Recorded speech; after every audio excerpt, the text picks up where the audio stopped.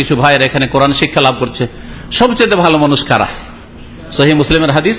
আর সাহাবাই কেরামদের মধ্যে সবচেয়ে বেশি কোরআন তেলাওয়াত করতেন কোন ব্যক্তি জানেন? নবী সাল্লাল্লাহু আলাইহি ওয়াসাল্লামের দুই মেয়ের জামাই। এবার বলতে পারবেন তো? নবী সাল্লাল্লাহু আলাইহি ওয়াসাল্লামের দুই মেয়ের জামাই ওসমান রাদিয়াল্লাহু তাআলা এই হাদিসের বর্ণনাকারী, সবচেয়ে বেশি কোরআন তেলাওয়াত তিনি করতেন। খায়রুকুম মান তাআল্লামাল কোরআন ওয়া আল্লামাহু। নবী সাল্লাল্লাহু আলাইহি ওয়াসাল্লাম বলেছেন, তোমার মধ্যে সবচেয়ে উত্তম ব্যক্তি, সবচেয়ে ভালো মানুষ ওই যে কি করে কোরআন শিখে, ছাত্র কোরআনের, আর না হলে শিখায়। হয় শিখান যদি জানা থাকে, আর না হলে শিখেন, তাহলে সবচেয়ে ভালো মানুষ আল্লাহ পাকের কাছে হইতে পারবেন।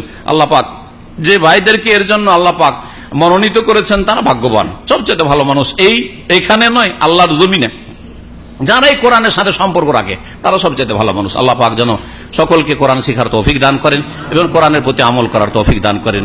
কিন্তু এমন না হয় যে কোরআন শিখেছেন কিন্তু বেআমল, কোরআন শেখার পরে আমল না করেন তো আল্লাহ পাকের কাছে জবাব দিতে হবে। আর কোরআন না শিখেন তো আরেক ফরজ ছাড়ে। আবার কিছু মূর্খ লোকের আমাদের দেশে আছে, বেশি শিখবো না, শিখলে আমল করতে হবে। এটা মূর্খদের কথা। বেশি শিখবো না, শিখলে আমল করতে হবে। দুই ফরজ ছাড়লেন, আমলের ফরজ ছাড়লেন আর এলেমের ফরজ ছেড়ে দিলেন। আর এলেম হাসিল জানা সত্ত্বেও আমল করলেন না, বেশি শাস্তি হবে।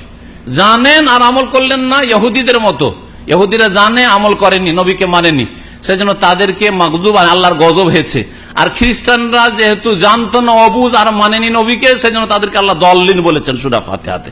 তো দল্লিনও হবেন না আর মাগজুব আলিম হবেন না, ইহুদিদের পথেও চলবেন না আর নাসারা খ্রিস্টানদের পথেও চলবেন না। আল্লাহ পাক যেন আমাদের সকলকে হেদায়েতের উপর রাখেন।